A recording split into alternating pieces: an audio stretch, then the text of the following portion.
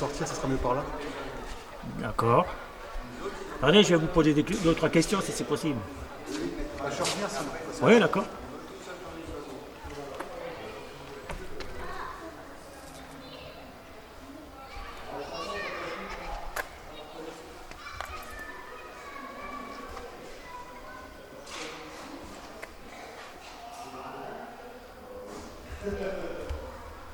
Il n'y a pas de moteur. Pas de moteur, pas besoin celui-là. Lilou, elle a déjà grimpé dedans, elle, hein? T'étais déjà grimpé dans Ouais, le plus vieux là-bas, c'était à Langat, je me rappelle. Oui, c'est ça, ouais.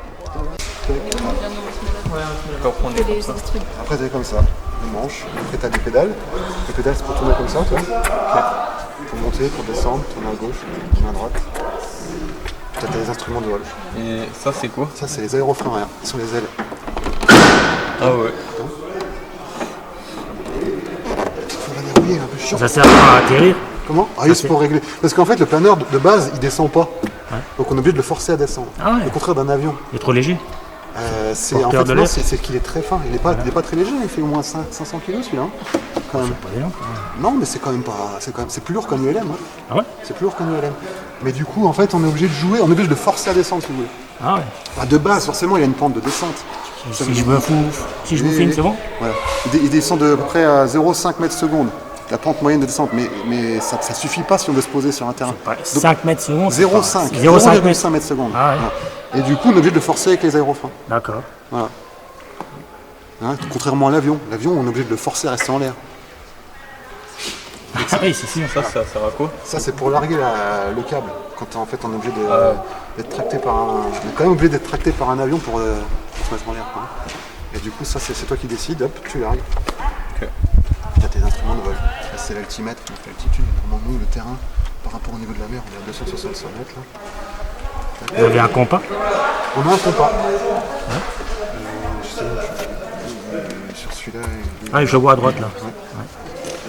Variomètre, donc ça c'est la vitesse de montée, la vitesse ascensionnelle de montée ou de descente. Tu vois, plus 1 mètre seconde, moins 2 mètres seconde, enfin ainsi de suite. Et on est à combien de kilomètres/heure? Alors, la plage de vitesse exploitable, c'est ce qu'on appelle l'arc vert.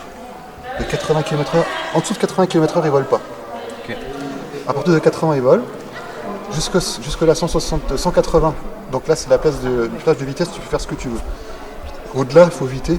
L'arc jaune, c'est quand si l'air est très turbulent, il faut éviter. Et là, au-dessus de 260, il ne faut pas y aller. C'est ce qu'on appelle la VNE, à jamais dépasser, structurel. Après, c'est structurel. Donc ça va déjà assez vite quand même.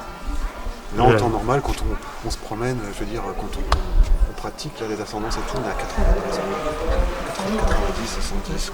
Et vous pouvez monter à combien de mètres? Alors, ça dépend des conditions météo. Là, on est déjà monté à... On a un collègue qui est monté avec la trapanelle qui est là-bas, qui est démontée, il est monté à plus de 3000 mètres. C'est pas mal. Vous voyez, c'est déjà pas mal. Quand on se dit qu'à 3000 mètres, on est dans la TMA de Strasbourg, donc on croise un peu des avions de ligne qui veulent se poser. Ah ouais, c'est dingue. Oui. Qu'est-ce qu'il y a joué?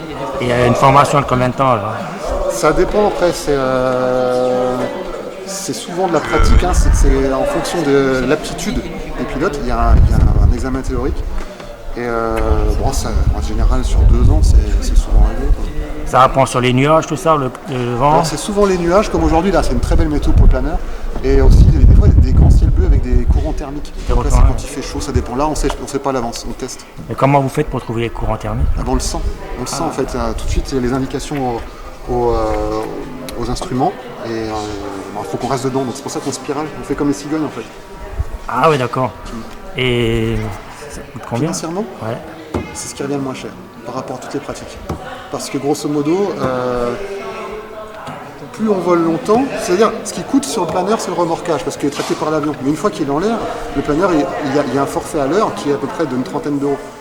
Donc on peut faire, admettons, on peut faire 5 heures de vol pour le prix d'une heure d'avion. 5 à 6 heures de vol pour le prix d'une heure d'avion. Et en tout, ça coûte combien? Ça dépend de ça dépend de la pratique, ça dépend des pratiquants. D'accord. Ah ouais, d'accord.